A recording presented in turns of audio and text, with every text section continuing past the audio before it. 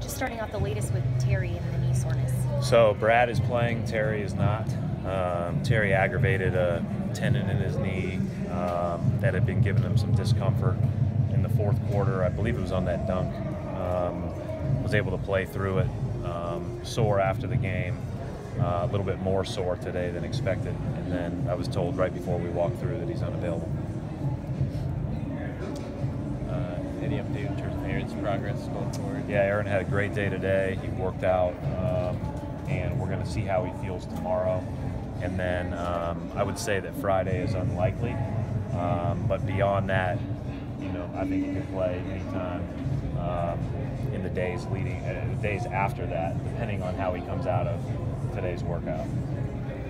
Coach, after last night, is a tough game back to back. These guys are really good. They're really good. They're I think that, first of all, they just have a great way about them. They play with such force offensively now, with the ability to post different guys, and then the way that they run off screens, the way that they hit you on screens, and then ultimately the way they shoot the ball with those guys. It's a really impressive team. Obviously, the 5th-ranked offense in the league, and a team that's been together and really understands how they want to play on both ends. So, heck of a challenge. They're one of the hotter teams in the league, and we're running into that quite often right now, and that's part of it. So, we know we have to play really well to have a chance. What stands out about their interior presence as well? 48 minutes of guys that can post now. I think when they came off the bench before, they certainly have good players in Collins and Leonard, but they ended up stretching you more than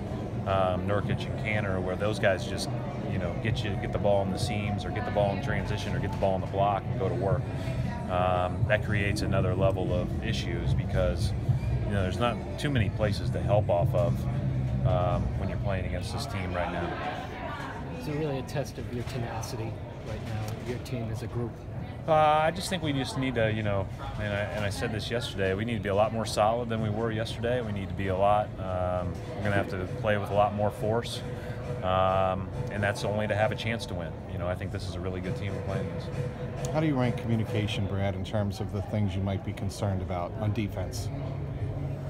Yeah, I think it's, you always worry about every little thing, but, you can communicate all you want, but if you're not back, it's hard to stop somebody.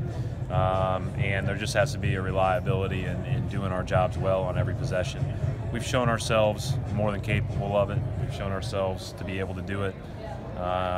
We just have to be able to do it more consistently. When you say force, does that translate to physical toughness? Is it as simple as that? Force can be anything. When I was saying they execute with force, they really cut with great speed. They hit you on every screen.